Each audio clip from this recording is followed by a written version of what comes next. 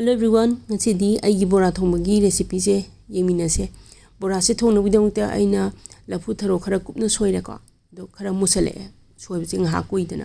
Beson khara lawjare aduga morok makup khara hing khara jana bachang na thum aduga soda se yam da bide khajik khujapi amma makhai gum bai chang hai tare ko. Aduga bai chang da lawre aduga phadi ko maru ta khaiba lawre. Lafutharo siga besan siga hakba thum morok maru marang myam siga phajana totminarba matungda akhoi swaida phangba khajing akangbuda adudo aina grinder da takhaibane ko 3 tablespoon amase khara chawrapna khara cholapna hapani duga phajana totminani chi totminaba lor matungda yengang haptri ko yengang khara mo hapani phajana totle yare adudi ising se yamdabide khajik torga hakina tragadi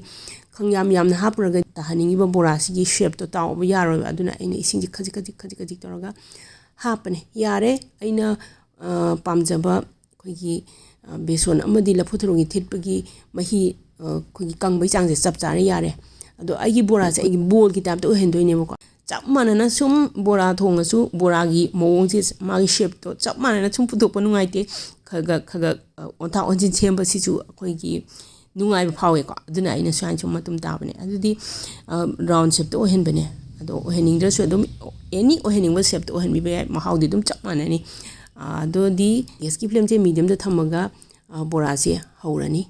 ado thau se ai yam hapte maramdi thau se ongtang sijina graga di khoi lo haidu idana hangam thau oiro adagidi coconut akhujai dum di coconut oil jai coconut oil bho even ongtang sijinar matungde ai di dum haidu e ko aduna ai thau se yam hapta bane yam hapsel ragadi haidu ko yam mangi dana ko adugini aina senkiba bora gi bol sing do phajana tawbol matungda hawbol matungda hojik enjang je thongno bidong ta khang amada hangam thau khara lawre tespata mana aduga tilhau yamna kupna soiraga khara hape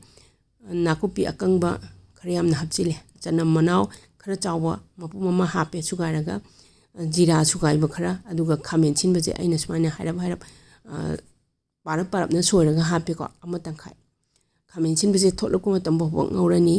adu hojik khajing akangba khoi saida phangbo je hapchilani khamen chinba je tholoko matam bo ngauri ngai marak sidaisa sumaina khajing je hapaga thausidang hobisina horen insang dagi mahi do hena hawe helebo ko yangang khara hapani hing khara hapani phadigo maru takhaiba khara hape aduga yumda semba garam masala yamdabida teaspoon tangkai gum bechang da hape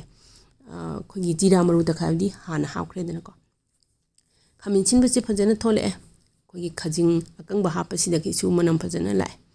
adudi ising khajik tang hapaga ngahak tang sohan ki maina ngahak soholinga sida muro atekpa ahum tangkai khairaga hapani muro akang ba makup khara hape aduga bora se thadarani bora se thadarba matungda maru marang singsiga bora siga phajana amu khogi ngaumi darani ko do minute amagumba gas ki flame je medium da thamaga ngaumi nar matungda mahi hapage ko bora thongbani na mahi di khara langhalani mahi se phajana saure adudi bora se tholakpa matamda adu phoba mahi se sawandoine bako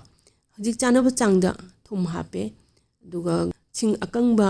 powder khatang yamdabi da hape ko enchang che hena mahau leina bidongta enchang mahi se phanam kangsilame bora cho phajana thotle phadigom khara hape lore yam hawone ai ngasi sigi bora thong